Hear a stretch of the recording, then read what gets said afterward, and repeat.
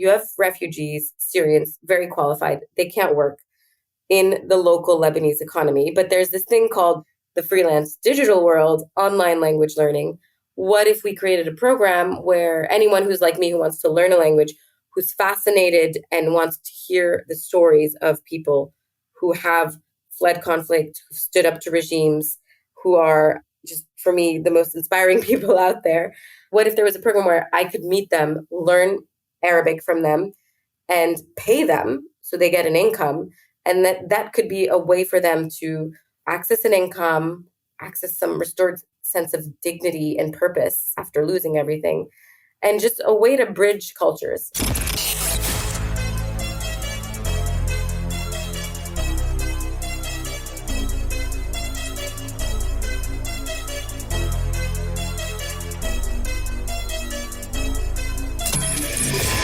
This is the Maverick Show, where you'll meet today's most interesting location-independent entrepreneurs and world travelers, and learn the strategies and tactics they use to succeed. And now, here's your host, Matt Bowles. Hey everybody, it's Matt Bowles. Welcome to the Maverick Show. My guest today is Aline Sarah. She is the co-founder and CEO of Netakalam, an award-winning social enterprise that turns displaced persons and refugees into location-independent freelancers by hiring them as online tutors, teachers, and translators, and then pairing them with online learners from around the globe. With nearly 80 million displaced people in the world today, many of them skilled professionals who left behind their careers and are now restricted from working locally in their new host country, Netakalam empowers them to earn remote income from anywhere,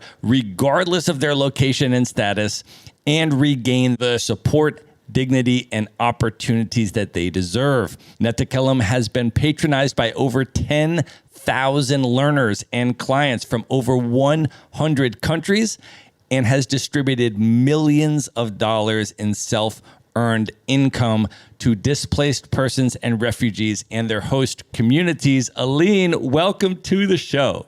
Thank you. Thank you for having me.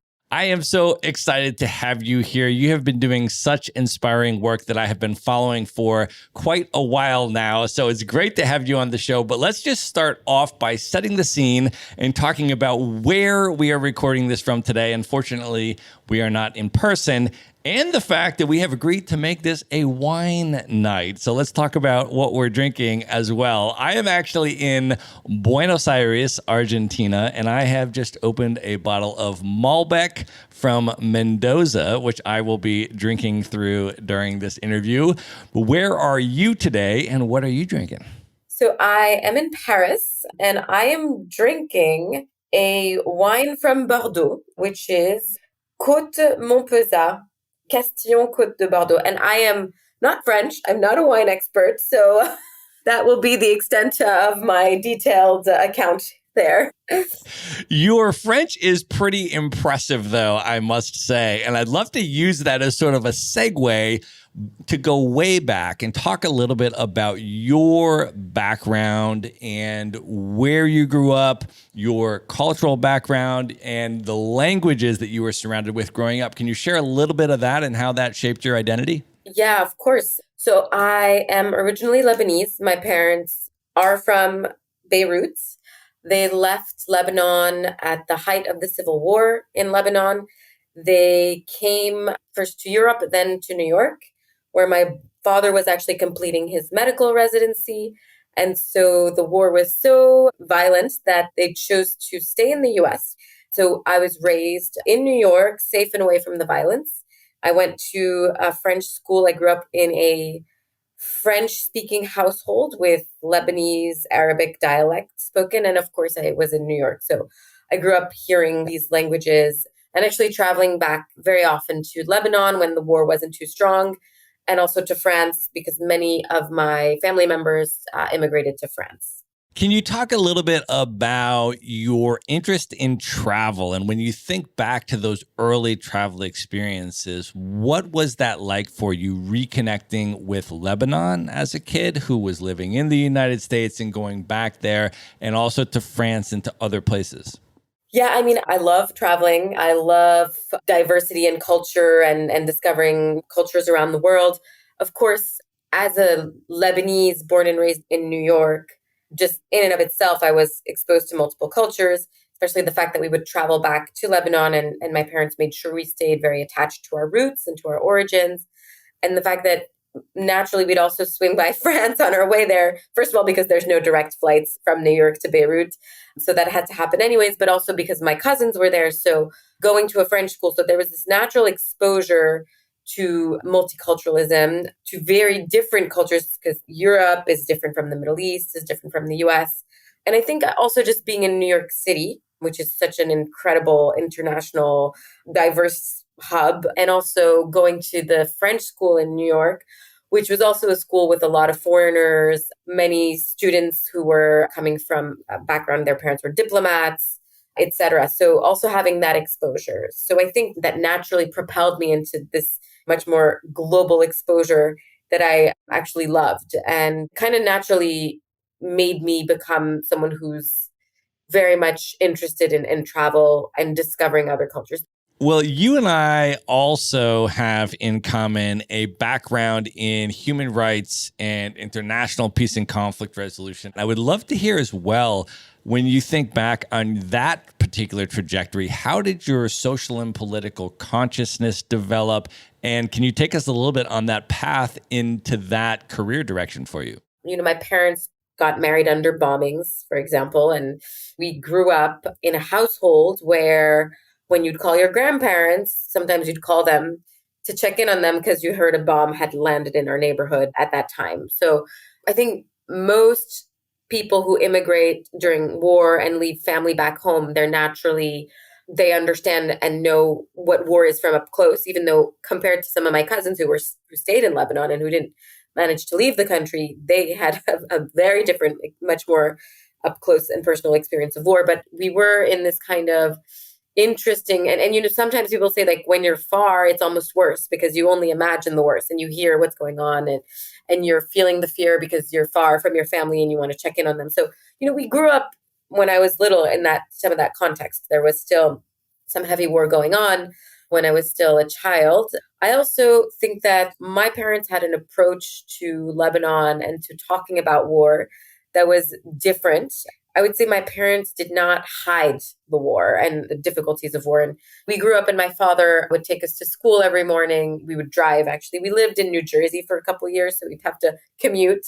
And those car rides, every day was my dad would share another story of him working in the Red Cross and going into a Palestinian refugee camp and having to evacuate while there were Christian militias and sharing about his experiences when he was in the hospital. And he would go across the hall to get a medicine for the patient, and then a bomb landed in that patient's bed. And so, you know, we grew up with these very strong stories of war and survival, which I would say really planted the seeds of both my consciousness of what it means to grow up in a war zone and my drive for trying to make sure there's not more wars in the world, because I heard what my parents and my cousins and my grandparents were going through. So I would say the Lebanese factor and the fact that my parents made us stay very close to the country and did not actually hide the stories, but actually share with us the stories was probably what propelled me into that space and that sphere of interest.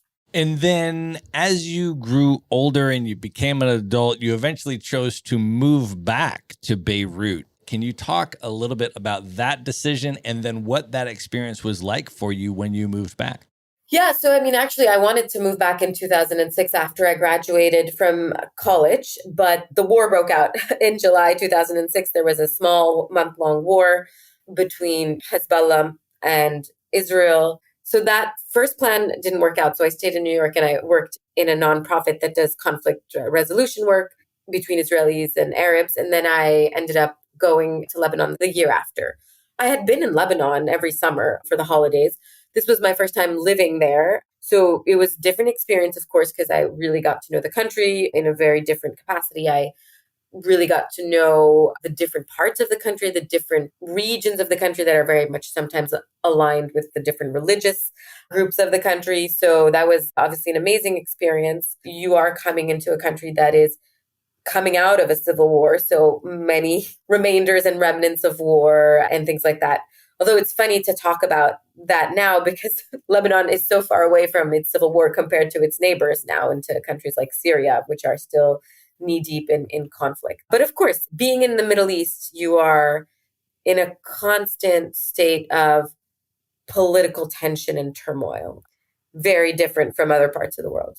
Well, I know you also spent some time in Syria before the Arab Spring. Can you talk a little bit about that trip that you took in 2007, backpacking? I think you said you started from Athens and then you went through Syria and Turkey and eventually over to Lebanon. Can you talk about that travel journey and what those experiences were like for you? Yeah, I had been to Syria a few times already while being based in Beirut because it's right next door. It's a 2-hour drive from Beirut to Damascus. And then I did have one amazing summer trip with my best friend who is Greek, French, Armenian. And her and I just traveled from Athens all the way to Beirut, going through the Greek islands and crossing into the south of Turkey, crossing Turkey, then crossing into Syria. And we actually went to Aleppo and skipped Damascus because she had to get back to work and had much less time than I did. So, I mean, of course, there's nothing like traveling, first of all, locally, like local. So we chose you typically budgeting, you're typically traveling with the locals because it's cheaper. It's also much more intimate and cultural immersion. Syria is amazing. It's a beautiful country. You really have the experiences of the souk. I mean, the people are amazing. People are so generous. People so sweet, so welcoming. It was very interesting also being in Turkey because Turkey is also seen as this country between the East and the West and Europe and Asia. I'm assuming that you've been there. I have been only to Istanbul, but Okay. It is one of my favorite cities in the world. And I want to go back and spend a lot more time in Turkey for sure. Yeah, no, it's a beautiful country. Regardless of the region you travel in, I think just traveling in general and traveling not as like the tourist that goes to a resort, but really just going there to immerse yourself, just to meet the people, to meet the culture. I think the feelings I have are almost always the same. It's just so fascinating. It's so exciting. Each culture has its different way of expressing warmth and welcoming. I mean, you go to Latin America, it's more kind of through the music, the dancing, the celebrating. You'll go to the Middle East, it's kind of a different type of generosity and energy. Pretty much all my trips, they're amazing, all of them, and they're fascinating, each in their own way. Well, I want to ask you about a couple others because you have traveled very extensively. I have spent probably about 2 years total on the continent of Africa, but you have been to some places that I've not been, and I want to ask you about them. And let's maybe start with your experience in Mozambique, if you can share a little bit about that, because I haven't been there. Yeah, I mean, Mozambique was actually a week-long program for social entrepreneurs. So we were actually kind of on this little island or peninsula. It wasn't that much travel within the country, but just being in that nature. We were right on the water and it was kind of like the jungle and the water at the same time. So it was beautiful. We did have some time in Maputo. I would say it wasn't as much as an experiencing the country as it was experience the location for a specific type of retreat for social entrepreneurs.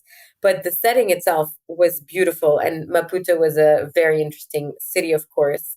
All of these countries all have such fascinating history that we typically ignore, I think, until we go there. For me, I feel like as much as I'm fascinated and curious, it's only until I'm there. And I'm a big fan of always Googling the free walking tour or the walking tour options available, going on that walking tour, talking to the guides, becoming friends with the guides, going for a drink and a live music show with them after, which is exactly what we did in Maputo with my friends. So, but of course, Mozambique is beautiful scenery. Speaking of the African continent, I mean, and specifically sub-Saharan Africa, I spent more time in Côte d'Ivoire. I spent 2 months in Côte d'Ivoire doing work.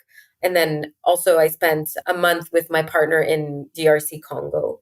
How was that? I was in Cote d'Ivoire just briefly. In 2019, I spent about 3 months in West Africa. So we did about a month in Nigeria, a month in Ghana, a month in Senegal. And then Cote d'Ivoire just kind of got a 4-night sort of pass through. We kind of went to Abidjan and then kind of went and, just kind of kicked it on the coast for a few nights. And it was lovely. It was delightful. But I would love to hear about that. Like, how was Cote d'Ivoire for you? Yeah, no, Côte d'Ivoire was amazing. Again, the music and the energy. There's something, I think, so jovial about this part of the world. The energy, I feel like when I think of my time in Côte d'Ivoire, it's just full of smiles, smiles, dance, music, positive energy, joking.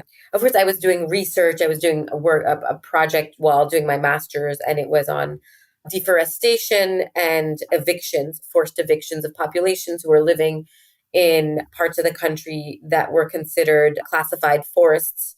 And so they had managed to settle there because the government let them. And then now the government was telling them, now we're going to kick you out because the country is losing all its forests. So just mess after mess after mess, and just going deep into corruption and politics and injustices. So, I mean, that was also very interesting work and research. I feel like when I'm in these places, there is such less consumerism and technology also in a positive sense. And of course, things have changed. I mean, I was there in 2013. Many things are also related to socioeconomic development in countries. So I think our experience will be different because we're coming from such a hyper-developed, hyper-consumerist, hyper-commercialized, hyper-technologized or whatever societies. So for me, there's kind of a feeling of peacefulness. I feel like I go back to basics when I travel, and it's nice. It's really nice. Yeah. And I agree 100%. The music scene in West Africa and the nightlife and just the pulsing of Afro beats through every part of the streets in daily life. I mean, it's just amazing. And just the life and the spirit and the kindness of people there. I mean, it's just amazing. It's such a special region. Yeah. But tell me a little bit about DR Congo, though, because I've never been there. What were you doing there and how was your experience?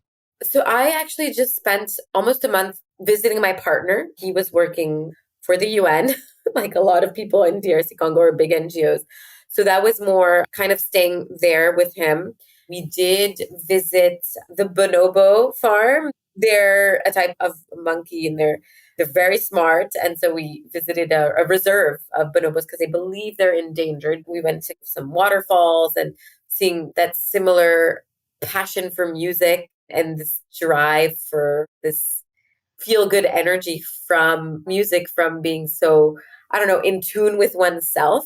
Obviously, it's a country that's dealing with conflict and major socioeconomic challenges. So there's always going to be scenes that are difficult to watch. But for me, just the energy was also amazing, despite the difficulties of that part of the world and that country. Yeah, I agree. I mean, the more I spend time on the continent of Africa, the more I want to go back and the more of it I want to see and the more places I want to go. And it's just incredible on so many levels. You also spent some time in South Africa. I have spent probably about 3 months or so in Cape Town, which is such a special city. But where were you in South Africa and what was your experience like there? So that was actually a vacation, a proper kind of vacation. So we just did about 10 days. We did Cape Town, the coast. We did the penguin reserve. I love penguins, so that was a very fun moment. Yes, when you go down towards Cape Point and they have the whole penguin colony, which is crazy because if you've never seen penguins or if you've only seen cold weather penguins or images of cold weather penguins, which is the association that I had, and then you go down there and these penguins, these are warm weather penguins that just like roll up out of the ocean onto the beach and they're like chilling on the sand. Yes, that was amazing. I mean, we did some wineries. We were up in the mountains. We were on the coast. And of course, just the wildlife. We visited an ostrich farm. Of course, we did Table Mountain. We visited Mandela's prison. That was, I mean, all of the history, the human rights, the social justice themes in South Africa, of course, are incredible, just from both the nature perspective to just the sociological and historical meaning of South Africa and everything we visited there. And a lot of people making parallels between South Africa and Israel and Palestine. And I mean, that was obviously fascinating for me as well. Yeah, the Palestinian solidarity in South Africa is just amazing and so heartwarming and just wonderful to see all of these Palestinian flags flying. And then when they do the Israeli apartheid week and they do a whole African continental solidarity against Israeli apartheid and all this kind of stuff. I mean, it's really heartening to see how obviously, people who experienced apartheid understand apartheid when they see it, and people who experienced colonialism understand colonialism when they see it. And so all of these international connections, I'm Irish American, for example, and I lived in Ireland for a year, and I've spent a lot of time doing activist solidarity work in the north of Ireland, which remains under British colonial occupation to this day. Yeah. And what you find when you go to West Belfast is Palestinian flags flying all down the Falls Road. And you have murals to the Kurdish hunger strikers in Turkey. And you see all of this solidarity because oppressed people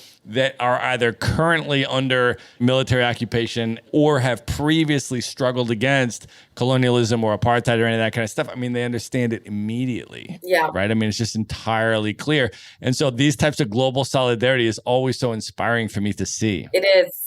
Yeah, very much. Definitely. All right. So I am in Argentina at the moment, and I know you have been down to this part of the world too. So I have to ask you about your experience in Chile and Argentina and Patagonia. How was your time in South America? Yeah, so my my time in Chile and South America was actually because I chose to study abroad in Santiago, which I'm really excited I chose that. I remember my father telling me, Aline, you want to practice Spanish, but you can easily go to Spain because it's Europe, and you go to France. So go to Latin America, go to Chile. So he was right. Where I should have listened to him was to stay the year, because I only did a semester, which I regret. So if any students are listening and you are a traveler, don't do a semester, do a full year to really immerse yourself. 100% agreed with that advice. Yeah, it was amazing. I think there's a lot of parallels between Latin America and the Middle East in a certain way, and a lot of similarities between the Mediterranean countries and energy and South America. So I felt very close to my kind of Chilean entourage. Chile is also fascinating from a political perspective, their history, Allende, Pinochet. I mean, super interesting from a historical, cultural, human rights perspective as well. It was an amazing, proper study abroad immersion. I was living with a Chilean host family. And when you study abroad, you sort of take the light course load and then you spend your time traveling. So did lots of weekend trips, would take the bus up the mountains, up the Andes and down to go to Mendoza, for example. I did Patagonia, which was absolutely amazing trip. I did not actually make it to San Pedro de Atacama, which is the desert. So I do still have hopes of making it back there one day. It's so rich. It's so much to see. I did end up traveling to Peru. I've been to Colombia, so I've done a bit of Latin America. Each country, it's fascinating. I would say, Argentina and Chile feel a bit more European, right? They have a little bit of that kind of European influence as well. So that's interesting. But at the same time, the indigenous community, still the Latin American vibe, the music, the food, the family values. It's lovely. And the nature. I mean, all of these places have incredible trips in nature, amazing things to see.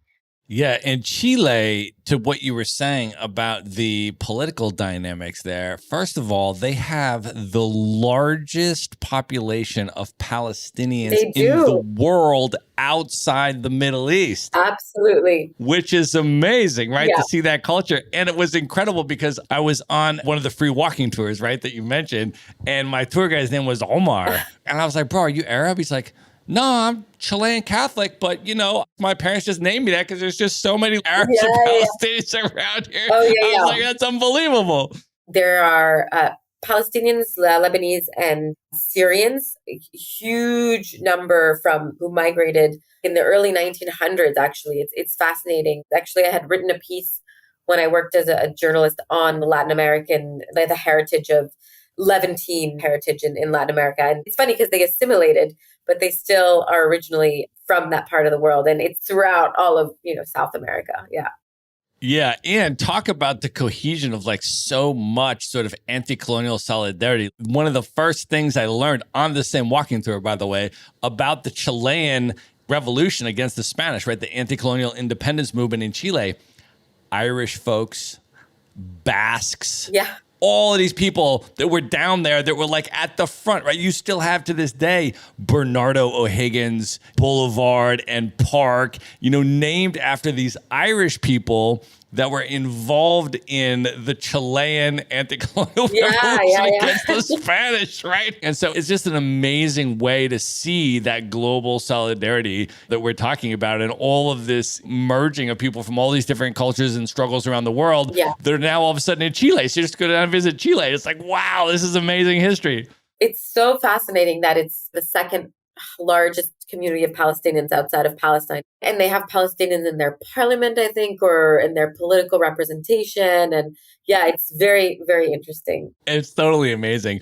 So, all right, I want to talk a little bit about your journey to becoming a journalist and particularly being in the Middle East during the Arab Spring. I was in Egypt. I was there for a couple months in 2012, which was right after the overthrow of Mubarak in the period of the SCAF rule before Morsi was elected. And then I was back for about 9 months in 2014 and was there for that whole rise of Sisi and all that kind of stuff. So I was kind of in and around the region, but I have friends in Lebanon and I was visiting people in Beirut and I was sort of in and around that region a lot during that time. But I would love to hear your experience and sort of just your journey in terms of deciding to become a journalist and then what your experience was like during that time during the Arab Spring. Yeah, I mean, I feel like I never decide things. They just happen. So when I first went to Lebanon, I interned with Human Rights Watch. Actually, in Lebanon at that time, I was working on migrant domestic worker issues, always working on general issues related to human rights of Palestinians, street children. And I just decided that I wanted to become a lawyer after that internship. But then I realized that I would never, ever manage to do the LSATs and get a good score because I'm really not that type of person. I hate standardized tests. I'm with you. I'm with you on that. So, what we have when you're in your early 20s and you're trying to figure out your life. And then I moved back to Beirut, decided to drop the whole law school plan. And someone wrote to me about a job opening for anyone who's a fluent English speaker, editing news tickers for this small Lebanese publication. So I was working with this small publication doing news editing. And this was I was 25. I wasn't sure what to do with myself because the whole law school plan fell apart. So after a year, I had written 1 or 2 pieces for fun. And then they offered me to just join their team of reporters. So that's how I did it. I had never decided I wanted to be a journalist. I kind of always felt like journalism was a very cutthroat type of profession. With everything becoming commercialized, I do look at journalism with a lot of concern and sadness. But when I ended up doing reporting, I loved it. It was fascinating. I mean, for people who like to travel, who like to be in the field, who like to be there on the ground, it's an amazing, and when you like people, you want to hear their stories, you're curious. So I do love journalism in general. So I ended up working as a reporter, and then 2 years after, the Arab uprisings happened. And that was the most amazing moment in history for people who believe in human rights, for youth from the Arab world. It's impossible to describe the feeling that I think Arab youth felt and that part of the world felt. Of course, Ben Ali and Tunisia was something, but Egypt was the real moment of wow. And of course, when Syria started to see the beginning preliminary protests. So, I mean, how can I describe that feeling? I mean, I think I was at a party in Beirut when Mubarak fell. It was just absurd.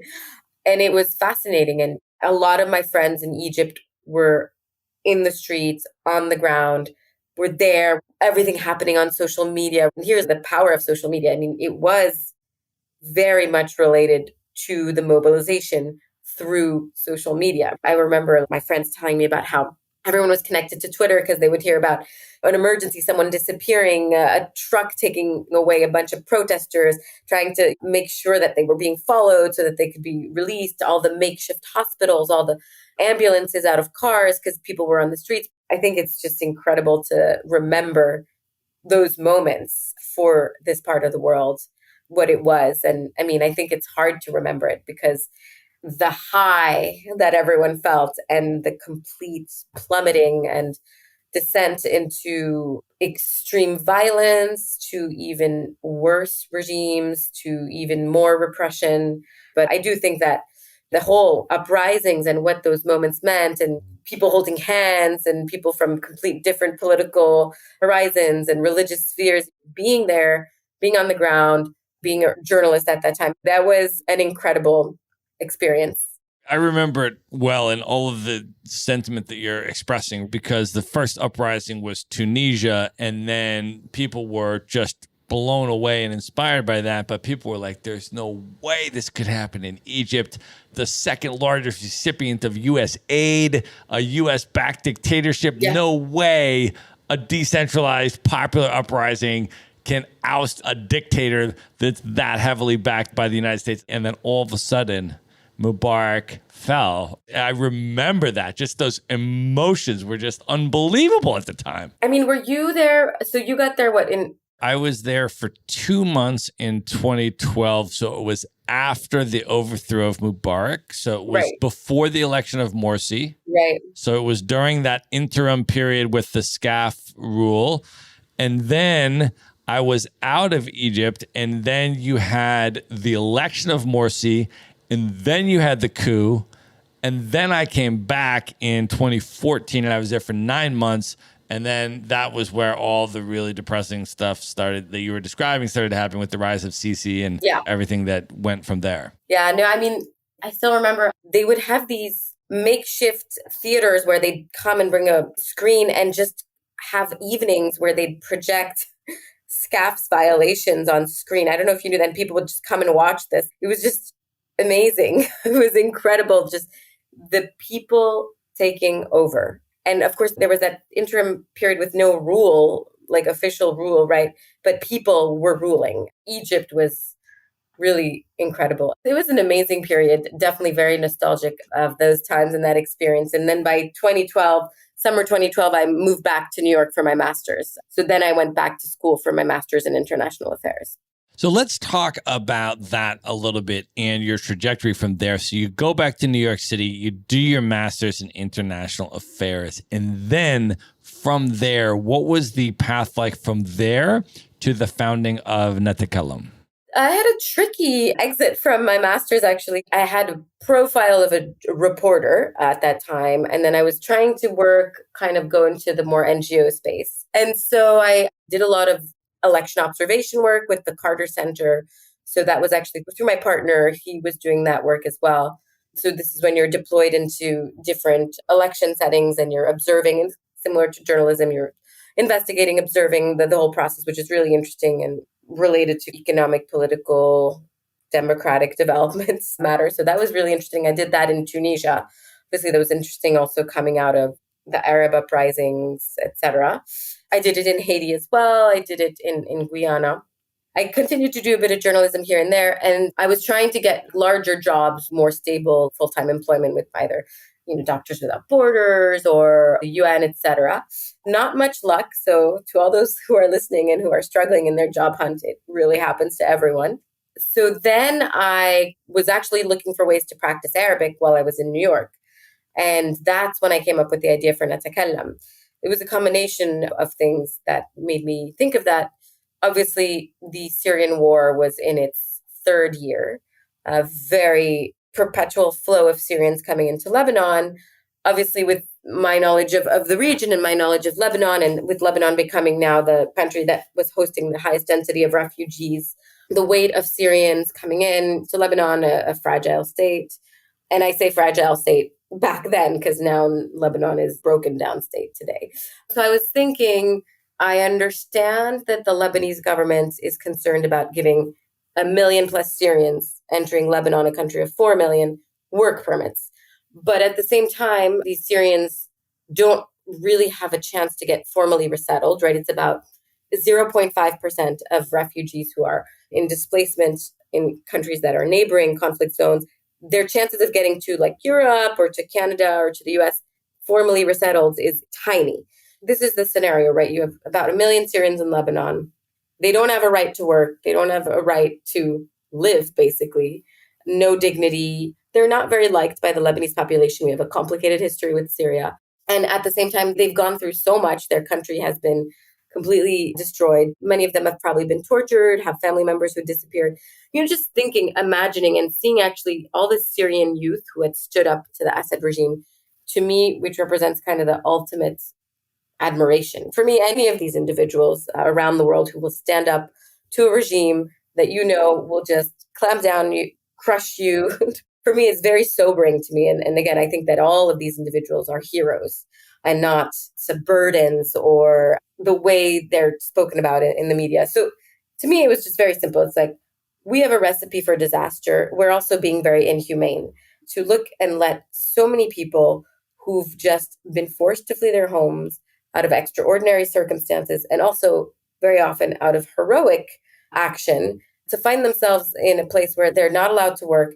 They have no chances of actually fleeing the country in which they are, in this case being Lebanon, besides taking a treacherous migrant route where they're at risk of dying. So I was just thinking to myself, well, we have to find a way to help these individuals or to support them.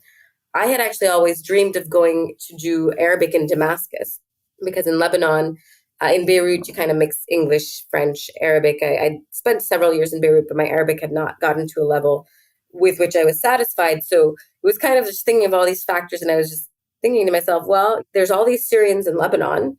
They're not allowed to work, but they're incredibly skilled. They're incredibly inspiring. They probably have stories to tell me in their language, in Arabic, which is also somewhat my language.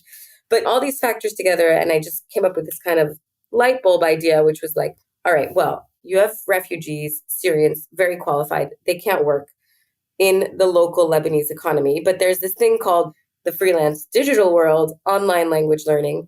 What if we created a program where anyone who's like me, who wants to learn a language, who's fascinated and wants to hear the stories of people who have fled conflict, who stood up to regimes, who are just, for me, the most inspiring people out there. What if there was a program where I could meet them, learn Arabic from them, and pay them so they get an income?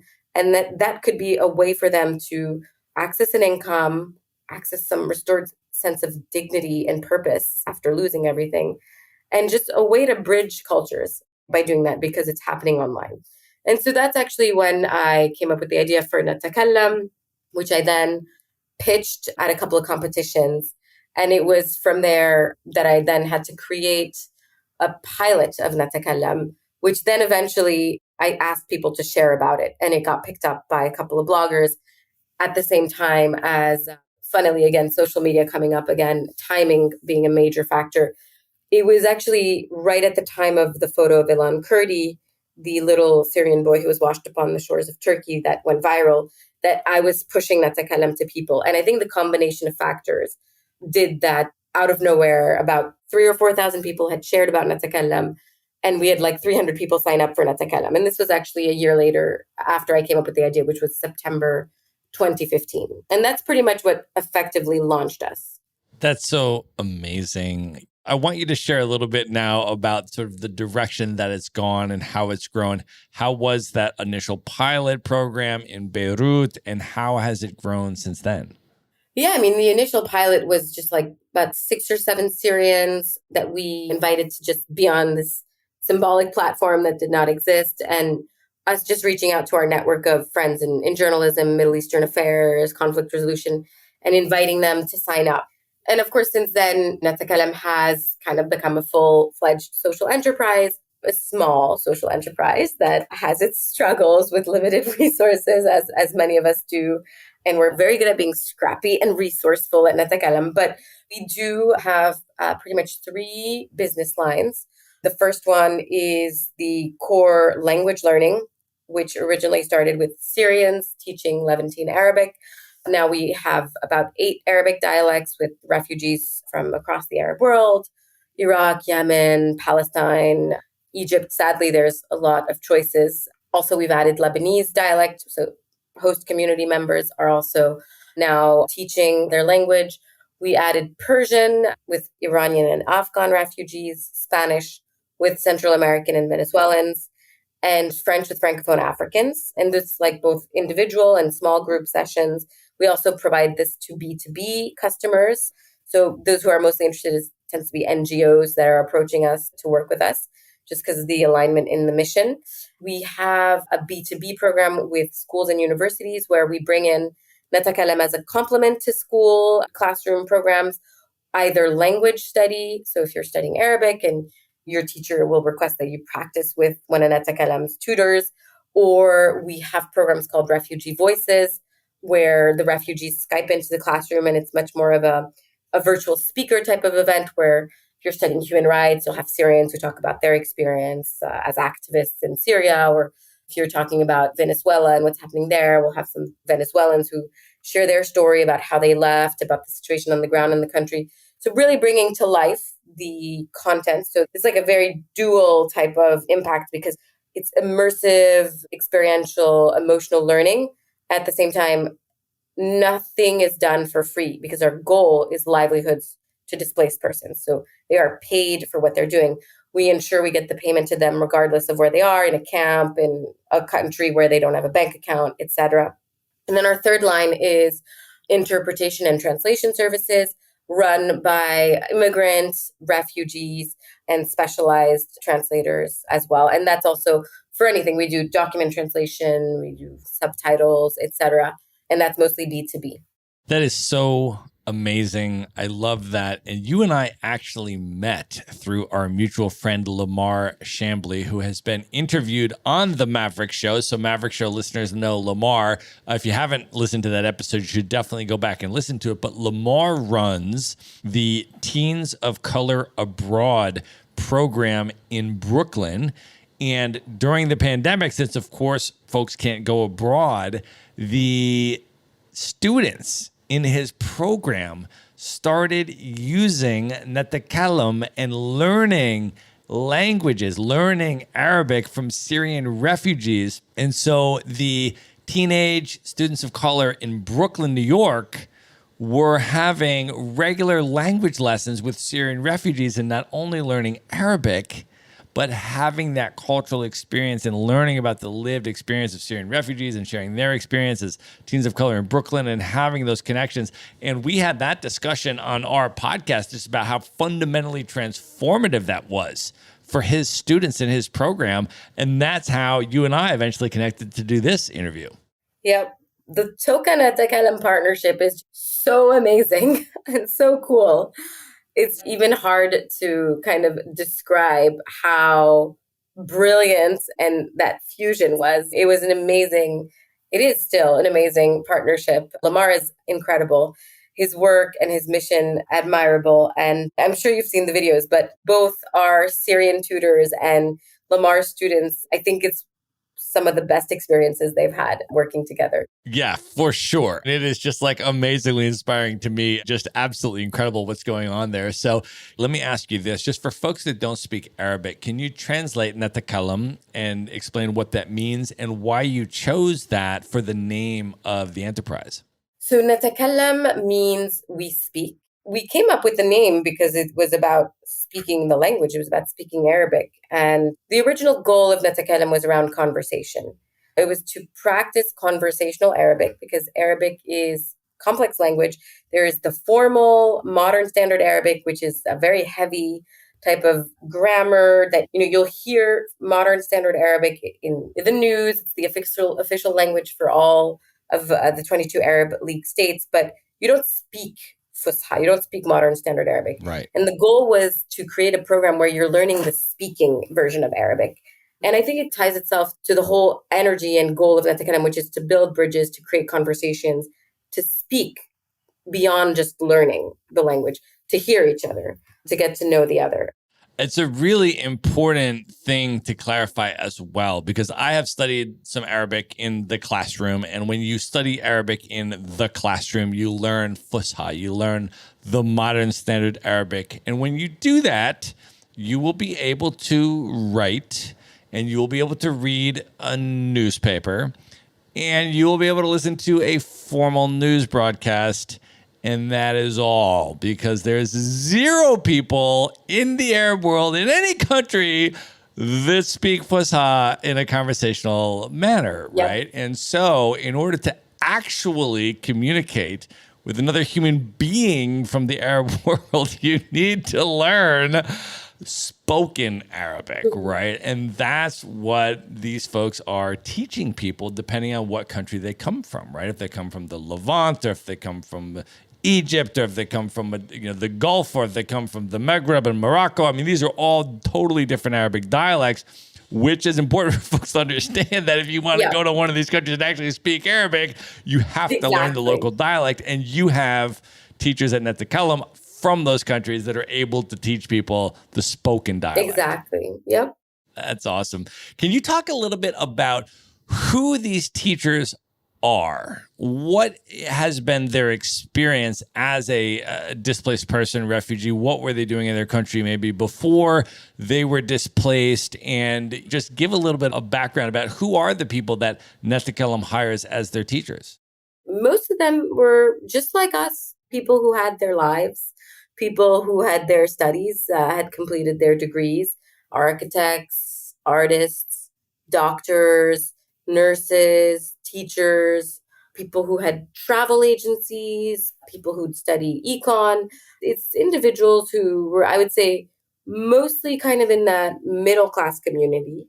And a lot of them were people who, depending on the country they were in, did take a political stance. A lot of them also were just people who happened to be in a country that a war broke out and they had to flee because they were living in a war zone and were really literally at risk. So I think the common denominator is these individuals' resilience and humility and work ethic. And I think they're inspiring. Yeah, that's so amazing. And I think that just the incredible thing about Netakalam is that you've found and been able to connect with these folks that are restricted from working locally in their area as a displaced person or as a refugee, and you've empowered them to be able to work online digitally and teach people from all around the world and basically become a location independent freelancer who can make that income internationally, which I think is completely amazing. Can you talk a little bit about how you have actually connected with these human beings? How have you found and vetted and hired and built this incredible infrastructure with all of these teachers? Like, what was that process like for you? It's been a combination of people referring individuals and also us collaborating with NGOs on the ground that refer individuals. And people who work for us will refer people they know who are displaced with them. We have students sometimes who've recommended people. So it's really kind of a whole combination. And now we have the whole setup and network, and they go through an application process and an interview process. So in that sense, it's like a normal job where you'd also be interviewed that way. Awesome. And then what is the experience like for the learner, the customer, the person, the student that wants to learn Arabic or wants to use one of the other services of Netakalam? How does that work? Like, let's say there's some listeners right now of the Maverick Show that are like, wow, like I really want to learn Arabic, and what a cool way to learn it. Like that would be really more amazing than sitting in a classroom to be able to do it that way. What is the experience like for the customer, and how would they go about learning Arabic through Netakalam, for example? Well, they just go online. They go to netakallam.com, and then they can follow the website, sign up for the language of their choice, go through the process. We're going to ask a couple of questions to help us match you, because we're not a marketplace. We actually match you based on your requests and your interests. So there's actually an added level that makes us different than other tutoring platforms where you're choosing your tutor. And so then you'll fill out that information, you'll buy your sessions, and then within, I think, 2 days, we'll be introducing you to your partner. And then you guys will connect on your choice of medium, Zoom or Skype or WhatsApp. Can you clarify as well all of the different options that Netakalam offers, the services that people can patronize, the different languages, if people need translational work done? What is the service offering of Netakalam right now? So if you are an individual or if you are with a group and you want to learn a language, you can do that. And we have, as I mentioned, Arabic in 8 different dialects, French, Persian, Spanish, Armenian, and Kurdish. And we do offer that also for corporates, for groups. So if you run an organization and you are part of the professional development program and you want to invite your staff to learn a language in a very different way than usual, it's highly encouraged also. We also have an Arabic curriculum, which is a 25-hour program that brings in both the dialect and the modern standard Arabic. And that's a much more structured curriculum than the one-on-one tailored language sessions. So that's kind of for the people who want a much deeper dive into Arabic or are quite serious about their learning. The second option is if you're a teacher, if you're a student, if you're in the administration of any school or university, you can bring Natakallam as experiential learning through our Refugee Voices programs. The other program we have in schools and universities is as a complement to just traditional language learning. So Natakallam is pretty much like a language lab. So if you're studying a language in the classroom, your teacher can request that you complement your language learning by practicing with one of Natakallam's tutors over the internet. And then finally, we do all types of translation, document translation, website translation, film transcripts, or subtitles. So that's available, as well as virtual interpretation. Any type of conferences that you want to be able to provide to people who don't speak English with virtual interpretation, you can reach out to Natakallam and we'll provide you with a virtual interpreter. So that's kind of the third business line, which is interpretation and translation. Again, much more on the corporate side and B2B clients. So awesome. And I know that there's all different pricing structures depending on what people are doing. If they just want to go class by class, if they want to buy one of those bigger packages you mentioned, if they want to do the translation stuff, and it's all on the website. So what we're going to do is we're going to link everything up in the show notes. And I understand that you might even have a special discount for Maverick Show listeners that are interested in getting involved with some Natakallam stuff. So what is that discount about? And then we'll link it up in the show notes so folks can go there and grab it. Yes. We would be delighted to provide a 10% discount to anyone coming through the Maverick Show. Well, we will link it up in the show notes. So folks can just go to one place at themaverickshow.com, go to the show notes for this episode, and there you will see links to everything we talked about in this episode, including the way to get your 10% discount on the Natakallam services, which are also going to go a long way in supporting refugees and displaced people and just provide such an amazing experience. What a way to learn a language and get your translation done and all that good stuff. That's incredible. Well, Aline, I think you're doing incredible work. I think this is a great place to end the primary portion of this interview. Are you ready to go in to the lightning round? Yes. Oh my gosh. Let's do it. The lightning round. All right. What is one book that has significantly impacted you over the years you'd most recommend people check out? For me, it spoke a lot to me because it was a book written by a Lebanese who was born and raised in Paris. I believe the translation is The Deadly Identities. It's by an author named Amin Maalouf, and it is about the complexity of identity for one who is from a country, born and raised in another one, and identifies with such a multitude of cultures, religions, nations, and how to position yourself. Kind of, I think, a lot of what third culture kids will talk about and deal with. So it's Amin Maalouf, and it's The Deadly Identities, I think is the English title. Amazing. We will link that up in the show notes as well. Aline, what is one travel hack that you use in your world travels that you can recommend to people? I feel like you never realize what you can get from an airline until you ask, and until you ask to be passed on to another agent. So I would say I feel like I'm pretty good at getting penalties waived for just various reasons, and kind of calling up agents and having a sincere conversation with them. And also, I think in general, from a traveler's perspective, I will always file a complaint if there should be a complaint and get compensation for that. The tip here is always call, always ask to speak to someone. And if it doesn't work with that person, I call back sometimes. And agents can vary in their personality and what they're willing to accommodate if you need to change your dates or something like that.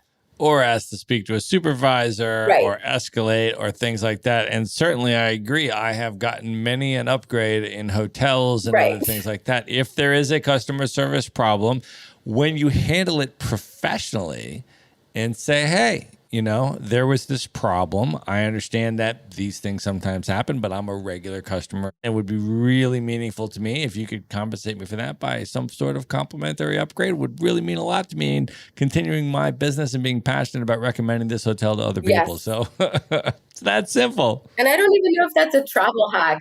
I feel like that's just basic business. It's a life hack, right? Yeah, it's like a regular thing in life. And you just do it and you're polite about it and you're professional about it. And they understand that something went wrong and they want to compensate you for it and continue to have you as a customer. And you just have that professional, polite exchange. And oftentimes you will be amazed.